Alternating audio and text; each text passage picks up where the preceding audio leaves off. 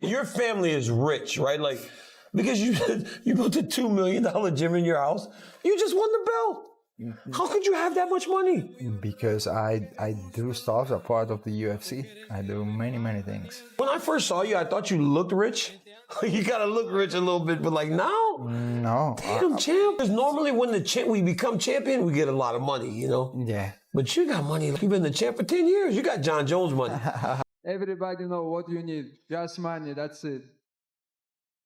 Right. You don't need nothing. Just money. Everybody know why you come. You say that on Hey, how much? You got pay-per-view money now. I don't care about money. You You know, rich but guy? I have a rich guy. If I need money, I ask him. Who? Habib? Habib? Of course. Habib's that rich guy, huh? Habib's that rich guy. Still rich. Islam Makhachev, Ilia Topuria, and the entire UFC lightweight division just dropped a bombshell that nobody saw coming. They're done, they're out, and Dana White is scrambling. That was Dana White, talking tough about fighter pay. But those words just came back to haunt him in the biggest way possible. You don't like the way we pay our fighters? Too fucking bad. Go start another MMA organization and figure it out yourself. We run a business. We've been very good at it. You don't like the way we pay our fighters? Too fucking bad. Go start another MMA organization and you go fucking figure out how to do it. And you can pay them $10 million a fight, $30 million a fight, whatever you want to do. We run a business. We've been very good at it. Events are being canceled. Fight cards are collapsing. And in a desperate move, Dana just fired back on Twitter with a message that's making everything worse. What just happened? How did we get here? And what does this mean for the future of the UFC? Let me break it down for you. This is going to get intense. November 2025. Fight cards are collapsing. Social media exploded with news that seemed impossible to believe. The entire UFC lightweight division, one of the deepest, most talented weight classes in all of combat sports, just walked away from the organization. Well, right now in particular, there's probably less money because the fighters have to, there's no gate. There's no live gate. Yeah, there's no live gate. And that's an extreme amount of money. But there's also fighters that agreed to certain deals. They agreed to like an 8-fight deal at X amount per fight. And then they become more popular, and then they want to renegotiate their deal. Yeah. And the UFC is like, look, we're just trying to stay open. Yep. So they're like you can take it or you can leave it, but this is what it is. We're not talking about 1 or 2 fighters having contract disputes. We're talking about Islam Makhachev, the pound-for-pound king, Ilia Topuria, the undefeated rising star Arman Tsarukyan, Justin Gaethje, Charles Oliveira, Max Holloway, everyone. What the hell just happened? Here's what we know. According to multiple sources close to the situation, Dana White made a decision that fighters are calling the final straw. He implemented sweeping salary cuts across the lightweight division, cuts that some fighters say could make it financially impossible to continue competing. Some people are wondering if you would ever consider moving away from the show win model and maybe doing like flat purses across the... Listen, man, this business has worked just fine. The model isn't broken. You know, I love when people who have no idea what they're talking about and don't know anything about the business give input. But this wasn't just about money. This was about respect. This was about years of frustration finally boiling over. And this was about fighters realizing that together, they had the power to make Dana White listen. The timeline is shocking. On November 12th, fighters began receiving updated contract terms showing reduced guaranteed purses and restructured bonus incentives. By November 14th, group chats among lightweight fighters were buzzing with the same message: "We're not taking this." When you come in here on a Tuesday night, you have to make me say, I have to have this guy or girl in the UFC. You can be as talented as they come. This is your one shot, your one night. This sheet is all I know about you. I don't read any of this before I walk in. When the fights happen, I see it. You show me tonight who you are. None of this means to me. This means nothing to me. It's great. You're obviously here. You got great records. You've done great things. Show me tonight. On Tuesdays, it's your night to show me who you are and what you got. Make me say yes. For years, UFC fighters have been operating on razor-thin margins. Training camps for elite fighters can cost anywhere from $30,000 to $100,000 when you factor in coaches, sparring partners, nutritionists, travel, and medical expenses. Now imagine you're a ranked lightweight fighter. You're getting paid maybe $80,000 to show up and $80,000 if you win. Sounds decent, right? But here's the reality. After taxes, management fees, gym costs, and that expensive training camp, you might walk away with $20,000 to $30,000 if you win, and if you lose, you could actually lose money fighting in the UFC. The names we know, are they really getting money? Izzy, $7 million, I think is what Izzy is making now. Wow. Khabib made probably 10. Conor makes 20 base, 15, 20 base. And this is just a walk into the ring. When you walk into the ring, you get paid. And guess when you get paid? In the locker room, right? In the locker room. You walk back and they give you a check, 3, 4 million, 5 million, whatever it is, like they give it to you in the back. When Dana White's cuts came down, several fighters reported that their guaranteed show money dropped by 15 to 25%. When bonuses were slashed, performance incentive structures were completely redesigned. But here's what made this different from every other fighter pay complaint in UFC history. This time, they didn't just complain, they organized. The lightweight division, historically the most competitive and cutthroat weight class, did something unprecedented. They unified.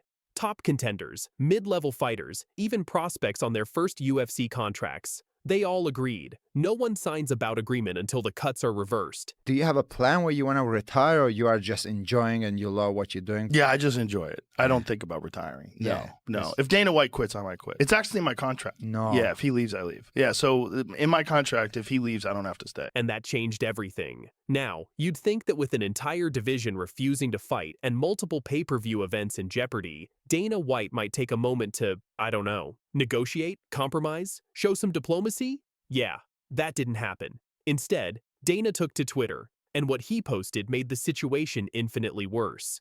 To all the lightweights crying about pay, remember, you chose this career. Nobody forced you to be a fighter. If you don't like it, there's the door.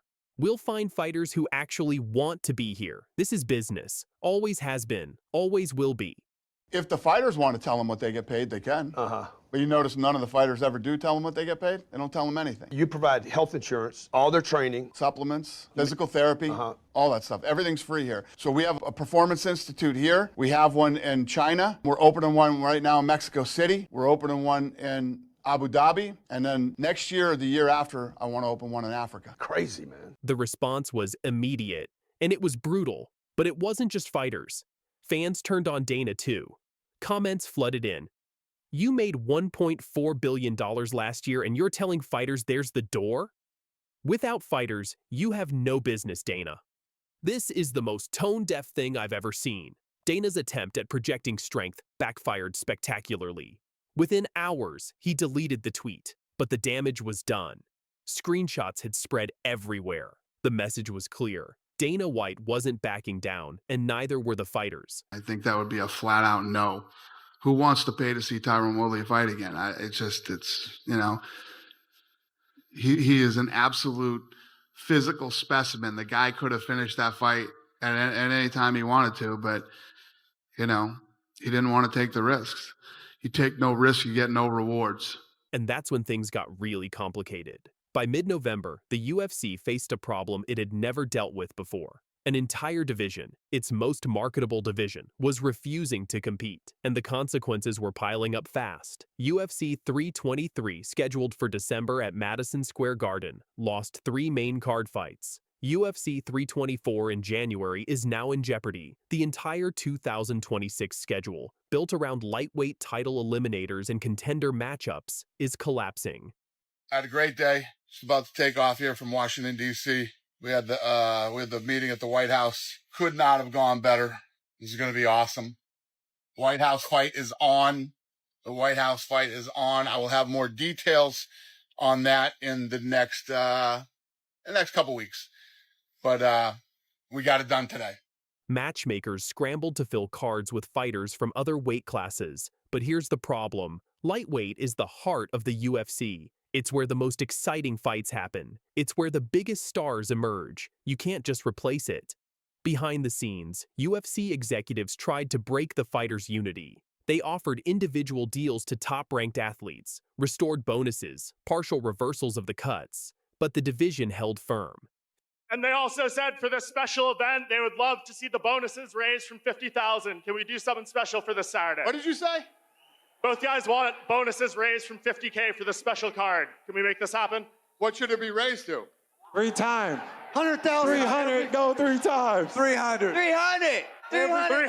300, it's done. Let's go! Let's go!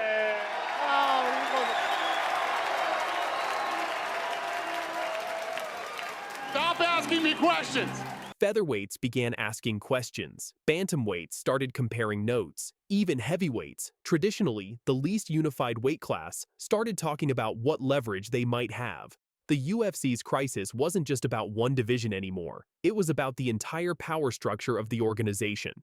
For the first time in UFC history, fighters realized that collective action could actually work. So where does this leave us? As of now, the standoff continues. The lightweight division hasn't budged. Dana White hasn't publicly addressed the situation beyond that deleted tweet, and the UFC is hemorrhaging credibility with every passing day. I'm not doing this again. I'm not going to be at a press conference and say 200, 300. Never again. You can thank everybody on this card for that. Nobody fought any harder. There was no sense of urgency. 7 straight decisions. The 100,000 was a real big woohoo. Let's get it, boys. That never again. But here's what's really at stake. This isn't just about money anymore. This is about whether fighters will ever have a real voice in how the UFC operates. For years, fighters have talked about unionization, about collective bargaining, about getting a fair share of the revenues they generate, but it always seemed impossible. The UFC was too powerful, Dana was too ruthless, the fighters were too divided. The answer is no. Dana, earlier this week, you scheduled Arman Tsarukyan to fight Dan Hooker in November. Yeah. And will the winner of that fight become the #1 contender in the lightweight division? You don't like the way we pay our fighters? Too fucking bad. Go start another MMA organization and you go fucking figure out how to do it. And you can pay them $10 million a fight, $30 million a fight, whatever you want to do. We run a business. We've been very good at it. Not only do we run the business, we continue to grow the sport and take everybody along with us. You're either fucking good enough to be here or you're not. This is the big leagues. It's like the NFL. You can either last here or you can't last here. But people get paid. Paddy Pimblett and the entire middleweight division have just dropped a massive bombshell message to Dana White after devastating salary cuts. And Dana's response on Twitter? Well, you're not going to believe this. Let's start with the bombshell that has the MMA world on fire. Multiple UFC fighters, including rising star Paddy Pimblett, have come forward with a stunning admission. I'm getting less now for the UFC than I did for some of my cage fights. I took a pay cut for this fight. I'm getting less now for the UFC than I did for some of my cage warriors fights.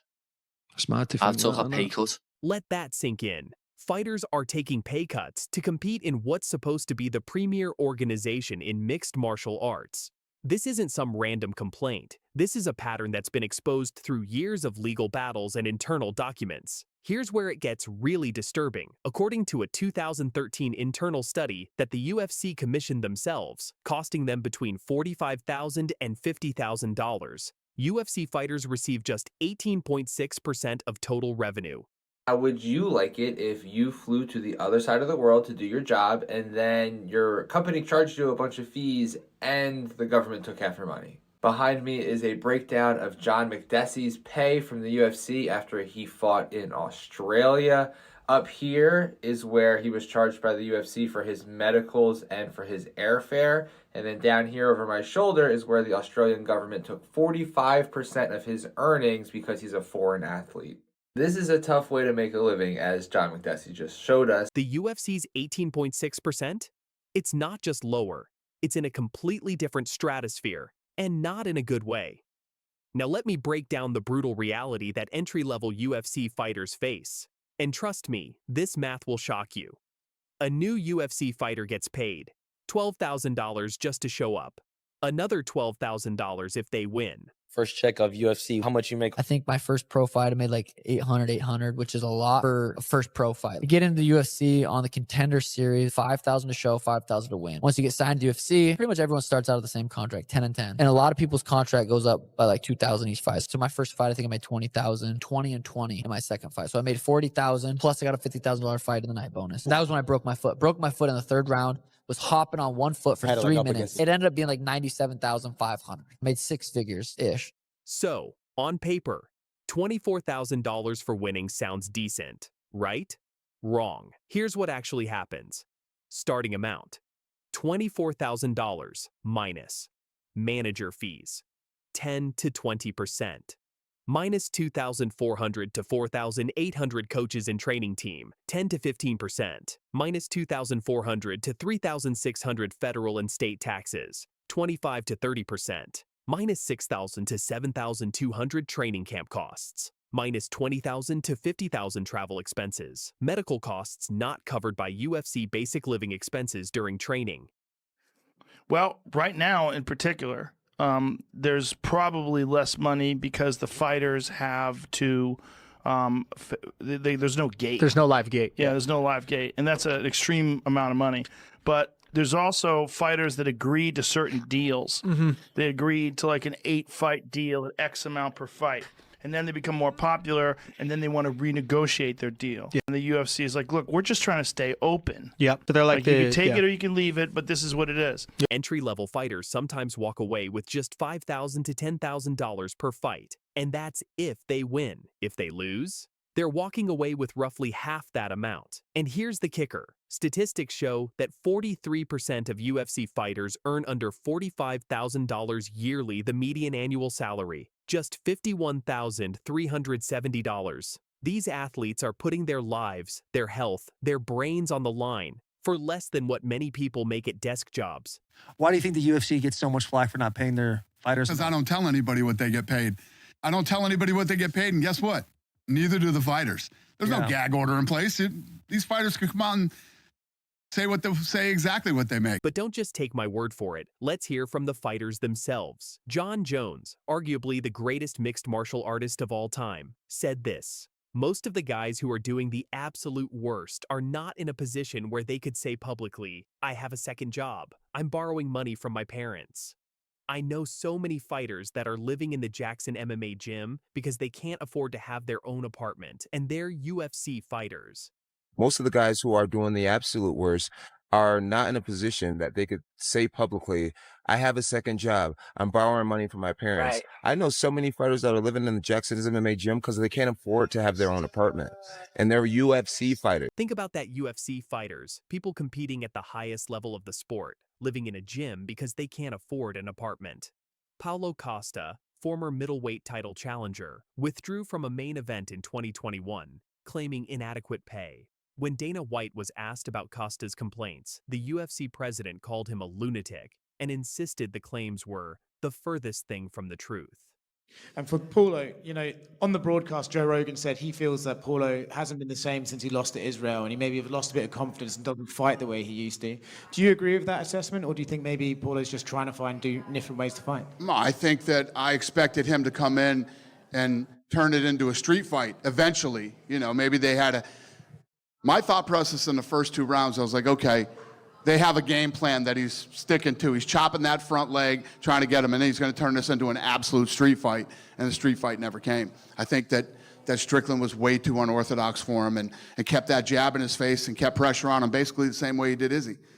Dana's go-to examples? Conor McGregor, who's earned over $108 million, Ronda Rousey, John Jones, the superstars who've made tens of millions. But here's the problem with Dana's defense. He's using outliers to justify a broken system. Yes, Conor McGregor made $108 million. You know how many Conor McGregors exist in the UFC? 1. For every fighter earning millions, there are hundreds earning poverty wages, while Dana points to that single success story. Did you think that 100 million changed, Conor? It's impossible for that money not to affect you and phase you. If you ever notice, there's never been a beef between UFC and Conor McGregor. Right. Conor McGregor is brilliant in that way too. He knows what he brought to the table, and he knows his value and his worth. Conor's one of the very unique few that was able to capitalize on his fame, his personality, and everything else outside of the octagon. And that is one of the things that I will credit Conor for. It's like a lottery company defending their business model by saying, look, this guy won $100 million, while ignoring the millions of people who lost everything. That's not a fair system. That's exploitation with a handful of success stories sprinkled on top for good PR. But here's what Dana doesn't mention. While individual stars have succeeded, the UFC has exploded in value. Purchased for $2 million in 2001, now valued at over $12 billion, generating $1.3 billion in annual revenue, just secured a $7.7 billion TV deal with Paramount and CBS. When we bought this company for $2 million, we literally bought an old wooden octagon. We had the 3 letters, the UFC, and like 12, 15 contracts, right? The old owner had sold everything, all the ancillary stuff away to Lionsgate. So Lionsgate owned everything. The merchandise, the video games, the DVDs, all that stuff. So we flew out to Lionsgate and they sold us the rights back. Between 2005 and 2016, the UFC's owners extracted $1.45 billion in dividends. That's money taken out of the company while keeping fighter pay at rock bottom. They literally paid themselves billions while telling fighters there wasn't enough money to go around going to be good. No specifics, no percentages, no guarantees, just good. Meanwhile, the organization he runs keeps that revenue share capped at less than 20%. I'm not doing this again. I'm not going to be at a press conference and say 200, 300. Never again. You can thank everybody on this card for that. Nobody fought any harder. There was no sense of urgency. 7 straight fucking decisions. It was a real big fucking woohoo. Let's get it, boys. Fuck that shit. Never again. And get this. Performance of the night bonuses have been stuck at $50,000 since 2014. Think about that. The UFC's revenue has more than doubled since 2014, but the bonuses meant to reward exciting fights haven't moved a single dollar. After UFC 304 in July 2024, Dana even said he was done temporarily increasing bonuses, blaming the fighters for not putting on exciting enough performances despite the increased incentive. So the fighters aren't getting paid enough to take risks, but when they don't take risks, Dana punishes them by keeping bonuses low. It's a vicious cycle designed to keep fighters desperate and underpaid. The fighter pay thing, it doesn't matter to me. If these guys want to let you know what they make, most of these guys want what's called an LOA, where you don't get to see their money. They don't want people to know how much they make. And you can imagine why they don't. People start coming out of the woodwork and looking for money when they think you got it. I think everybody likes the whole, oh, the poor UFC fighters don't make any money. Now here's where this gets even more serious. The UFC isn't just facing criticism, they're facing lawsuits that have exposed their business practices. And I'm excited to announce that I'm signing with the PFL. I am officially a MMA fighter. I signed to the PFL. So I don't know, whoever is ready for me, I'm here. In 1 week, he called me like, I have a fight for you. And I started my journey there, and the rest is history. 20-second joke. And I saw him working with the backs. Bro, what the f is this? What are you talking about? Same exact drill. Same exact drill. What are you talking? And you know it. You're laughing because you know it. What are you talking about? I don't f***ing know who's Joe. Who's Joe? What? We found out what these are called. Joe. What the fuck are you guys talking about? Max Holloway stole your drill. That'll be your joke. The UFC lightweight division is in chaos. Some of the biggest names are threatening to walk away, and others are already signing with rival organizations. From Ilia Topuria teasing cross-promotion fights, to Justin Gaethje's camp sending a massive ultimatum straight to Dana White himself, things are getting real because just hours ago, Justin Gaethje's manager, Ali Abdelaziz, dropped a bombshell message that's shaking the entire UFC. He's demanding a title shot against Ilia Topuria, or Gaethje is done. No more fights, no more wars. He's ready to retire and walk away from the UFC for good. And according to sources close to the situation, he's absolutely serious. And it gets even crazier. Dana White has already fired back on Twitter with a response that's adding fuel to this explosive situation. We literally today, matchmaking was today, and we started working on the first Paramount card today. I'm not expecting you to say anything, but do you think there's a chance Ilia Topuria could end up on that card? Big star. It's a possibility. This isn't just another fighter complaining about matchmaking. This is one of the UFC's most exciting warriors, a former champion, threatening to walk away forever if he doesn't get what he's earned. And caught right in the middle of this, Paddy Pimblett, the rising star who might be jumping the line.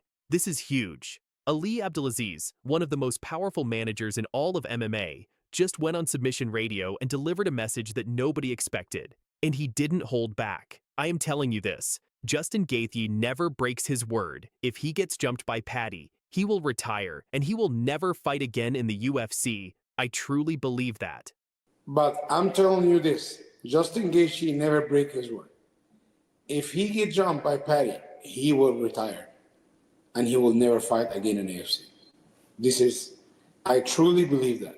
This isn't just talk. This isn't a negotiating tactic. According to those close to the situation, Gaethje is dead serious about walking away from the sport if he doesn't get his shot at newly crowned lightweight champion Ilia Topuria. But here's what makes this even more intense. Gaethje isn't just upset about being overlooked. He's specifically warning the UFC not to give Paddy Pimblett the title shot instead of him. And that's where things get really controversial. When's the next time we're going to see Justin Gaethje fight? My next fight, I am planning on fighting whenever Ilia Topuria is fighting. I was hoping they would let me fight him in January, but I can't really see that happening now. The biggest question is, when is Ilia fighting again? I don't know the answer to that, and I don't know that anybody except him and his team know the answer to that. Best case scenario now is they just put us on the White House card. I cannot imagine why they would not put that fight on that card. You know, he's a champ. He's very popular. I'm an American, just as deserving as anybody in the lightweight division. I've never not shown up for a fight, never let the UFC down, never failed them, and I've always been there for them. So I expect to get that fight and represent the United States of America on the White House lawn.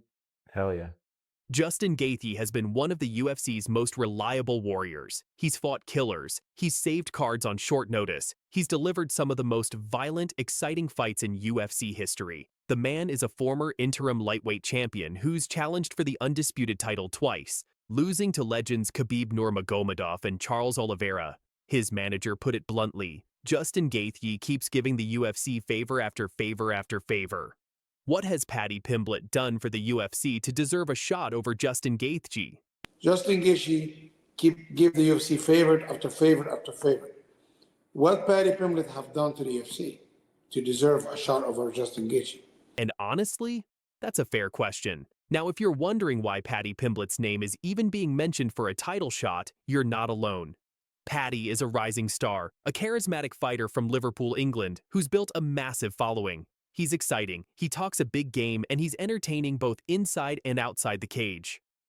It's so good to be back in London, and I feel like the UFC will be this season. To be back in London after what we just went.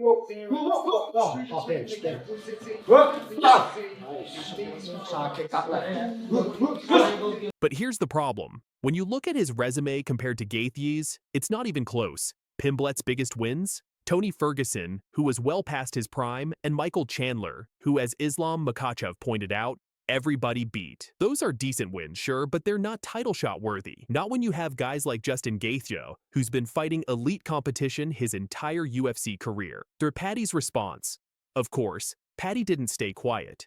In a recent interview, he fired back, "I'd absolutely smash his face in.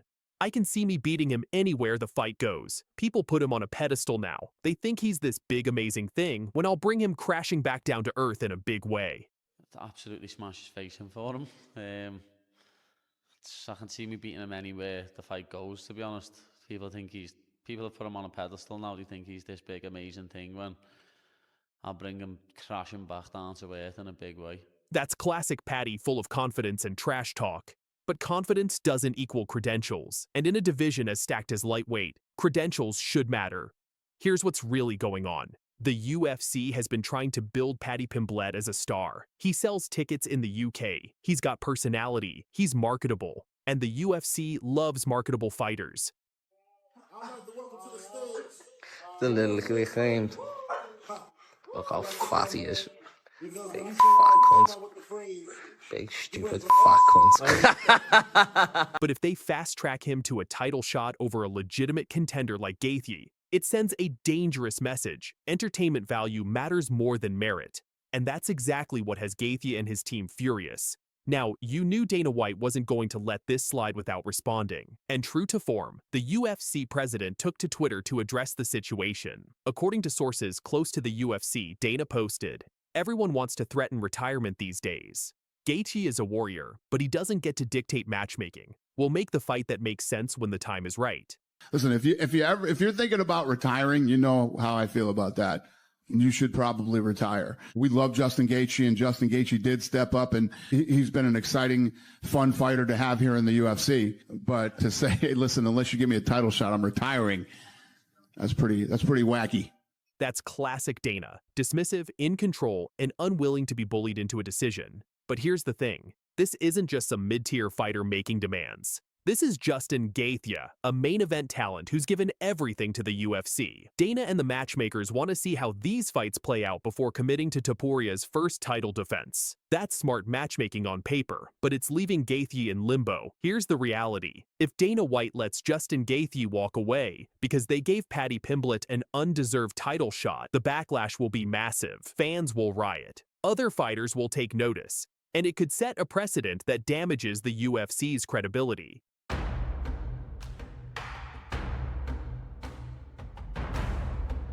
But if Dana gives in to Gaethje's ultimatum, he looks weak. He looks like fighters can strong-arm him into decisions, and that's something Dana has never, ever tolerated. So who blinks first? Let's break down the lightweight title picture right now, because it's an absolute mess. The smart money is on either Gaethje or Tsarukyan. Both have earned their shots. Paddy, he needs at least 1 or 2 more big wins against top competition before he's ready for a title shot. And what about the champion himself? Ilia Topuria just captured the lightweight title and is planning his first defense. According to recent statements, he's willing to fight on the rumored White House card, which would be absolutely massive. Topuria hasn't publicly stated who he wants to fight, but he's made it clear he wants a worthy challenger. Someone who will test him. Someone who will make the fight meaningful.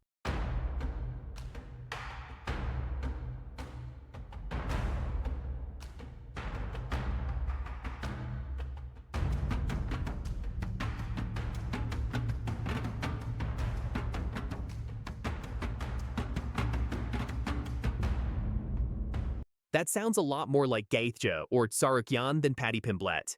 According to Ali Abdelaziz and UFC sources, we should know the answer by the end of this month. The UFC wants to see how the Makhachev and Tsarukyan fights play out, and then they'll make their decision. But every day that passes, the pressure builds.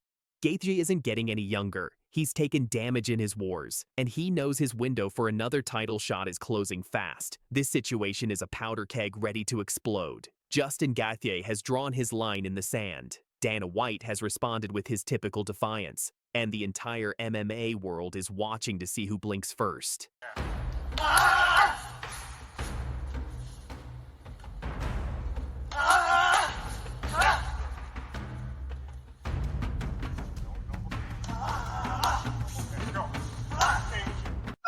Hey, John, what do you think about that first match? That was awesome. It was awesome. It's different. This sport, I think this sport's really going to blow up. We got boxing with spinning elbows and spinning fists, elbows. It's going to be really cool. I'm excited to be here. Let's go. John Jones.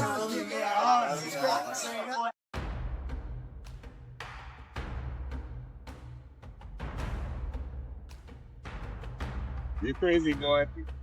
Motherfucking game! You crazy, boy. That was pretty well. He's a specimen.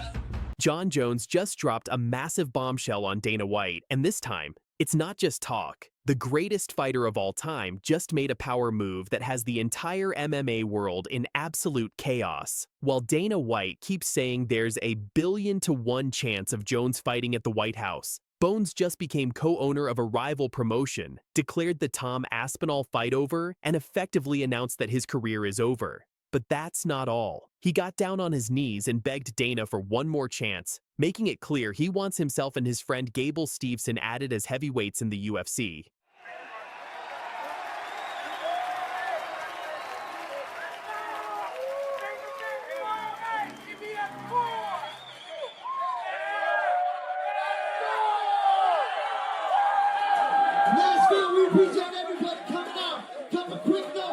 From Dirty Boxing Championship ownership to training the next generation, from shutting down heavyweight contenders to pleading for redemption, Jon Jones is playing 4D chess while Dana White is still trying to figure out the rules. And trust me, by the end of this video, you'll understand why this bombshell might be the biggest power play in combat sports history. Can't wait to see you compete the White House. Can't wait to see it. I know. I really hope it happens. Dana, bro, please, bro. Please, I'm training. I feel great. I'm healthy. And I'd be so honored to represent our country and do what I do best. Let's get into it. Here's what you need to know. While Dana White has been publicly saying there's a 1,000,000,000 chance of Jon Jones fighting at the UFC White House card, Jones wasn't sitting around waiting. He was making moves. On Friday, October 25th, 2025, Dirty Boxing Championship dropped a nuclear announcement. Jon Jones is now a co-owner of the promotion.